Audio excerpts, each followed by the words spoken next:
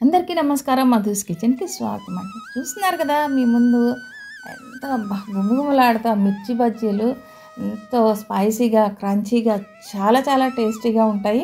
చిన్న చిన్న టిప్స్ పాటిస్తూ చేస్తే చల్లని సాయంకాలం ఇలాంటివి తింటూ కూర్చుంటే అబ్బా ఎంత బాగుంటుంది. మరి అందులోనూ మధ్యలో ఆలుగడ్డ పెట్టి చేసినటువంటి బజ్జీలు మరింత రుచిగా ఉంటాయి.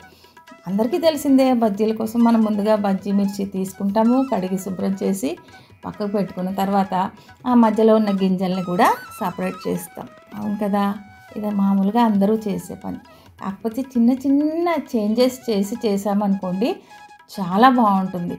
ముందుగా మనం ఈ గింజలన్నీ తీసి పక్కకు పెట్టుకున్న తర్వాత మనం దీనిలోకి ఆలుగడ్డల్లో కొద్దిగా ఉప్పు కారం అవి వేసి దీన్ని స్టఫ్ చేసి ఆ తర్వాత బజ్జీలు వేసుకుందాం. దానికోసం ఒక 2 మీడియం సైజు ఆలుగడ్డల్ని ఉడికించాను. అందులోకి సన్నగా తరిగిన అల్లము, పచ్చిమిర్చి, కాస్త కొత్తిమీర, కొద్దిగా ఉప్పు, కొంచెం కారం చాలా లైట్గానే వేయాలి. వేసామా లేదా అన్నట్టుగా వేసి బాగా కలిపేసేసుకున్న తర్వాత దీనిలో ముద్దగా చేసుకొని మనం కట్ చేసి ఆ గింజలు తీసి పెట్టుకున్నటువంటి ఈ మిర్చిలో ఈ ఆలుగడ్డ పేస్ట్ని ఈ విధంగా పెట్టేయాలి. తడి ఉండకూడదు. ఆలుగడ్డలో కాస్త డ్రైగా ఉంటేనే బాగుంటాయి అవి, అంటే ఎక్కువ ఉడికించకుండా చేసుకోవాలన్నమాట. ఈ విధంగా మనం అన్నీ రెడీ చేసి పెట్టుకుంటే చాలా చాలా బాగుంటాయి. అసలు ఎంత రుచిగా ఉంటాయో తింటుంటే చాలా, అంటే కరకరలాడుతూ ఇష్టపడే వాళ్ళకైతే మరింత బాగుంటాయి ఈ బజ్జీలు ఈ విధంగా చేస్తే. ఇలా రెడీ చేసి పెట్టుకున్న తర్వాత మనం ఇప్పుడు బజ్జీలు వేయడం కోసం శనగపిండి బ్యాటర్ కూడా రెడీ చేసుకోవాలి కదా. 1 కప్పు తీసుకున్నాను. దానిలోకి ఒక 2 టేబుల్ స్పూన్ల బియ్యపిండి వేశారనుకోండి చాలా బాగా వస్తాయి బజ్జీలు. కాస్త పసుపు, అట్లానే రుచికి సరిపడా సాల్ట్ వేసేసి 1 స్పూన్ కారం, వాము వేయడం తప్పకుండా వేయాలి, అందరికీ తెలిసిందే. ఎందుకంటే మనకి డైజెషన్ కోసమని ఇది తప్పకుండా వేయాలి. రుచి బాగుంటుంది, సువాసన బాగుంటుంది. అట్లానే బేకింగ్ సోడా 1 పావు స్పూన్ వేసి బాగా కలిపేసి ఆ తర్వాత 1 గరిటె ఆయిల్ కూడా వేసుకోవాలి. ఈ 2 కొద్దిగా ఆయిల్, కాస్త బియ్యపిండి కలిపి బజ్జీలు చేసామనుకోండి చాలా బాగా వస్తాయి.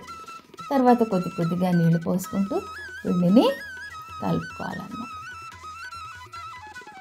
అలాగే మనం స్టవ్ పైన ఆయిల్ కూడా రెడీ పెట్టేసుకోవాలి. ఈ విధంగా కలుపుకున్న తర్వాత మనం ఒకసారి ఇలా చిక్కగా ఉంటే మనకి బాగా మందంగా వస్తుంది, పైన పల్చగా ఉంటే కొద్దిగా పల్చగా వస్తాయి. ఇది మనం ఇష్టాన్ని బట్టి సెట్ చేసుకోవచ్చు. ఇలా మనం పొడుగైన గ్లాస్ కానీ ఎందులోన్నా పెట్టి వేసామనుకోండి ఆ బజ్జీలు వేసేటప్పుడు అటు ఇటు పిండి పడి స్టవ్ మీద కళాయిలో అంతా కొంచెం మంచిగా అనిపించదు అన్నమాట. చక్కగా స్టవ్ని లో మీడియం ఫ్లేమ్లో పెడితే మరింత బాగుంటుంది. చక్కగా బజ్జీలు మాడకుండా వేపుకోవాలి. శనగపిండి తొందరగా మాడిపోతుంది కదా, అలా మాడకుండా చక్కగా గోల్డెన్ కలర్ రాగానే తీసేసేయండి. చూస్తున్నారు కదా ఎంత చక్కగా పొంగాయి, ఎంత బాగున్నాయి. చక్కగా కరకరలాడుతూ చూస్తేనే తినాలనిపిస్తుంది. అవునా, నోట్లోకి నీళ్ళు వచ్చేస్తున్నాయి. మీకు కూడా అనిపిస్తుంది కదా. ఆ బజ్జీ గుమగుమలు మీ ఇంటి వరకు, మీ ముక్కు వరకు కూడా వ్యాపించుంటాయి అనుకుంటున్నాను. చాలా ఈజీగా ఇంట్లోనే చేసేసుకోవచ్చు. బయట నుంచి తెచ్చుకుని తిన్నాము మంచిగా ఉందా లేదా ఇలాంటి అనుమానాలు లేకుండా చాలా సింపుల్గా ఎంతో రుచిగా కరకరలాడుతూ ఉండే ఈ బజ్జీల్ని ఇలా వేపి పెట్టుకున్న తర్వాత మరి మనకి బండి వాళ్ళ దగ్గర చేసిన టేస్ట్ రావాలంటే మనం ఉల్లిపాయ కలపాల్సిందే కదా. ఆ ఉల్లిపాయ కలపడానికి దానిలో కొద్దిగా ఉప్పు, నిమ్మరసము, కాస్త కారం వేసి ఈ విధంగా సన్నగా తరిగిన ఉల్లిపాయల్ని రెడీ పెట్టుకోవాలి.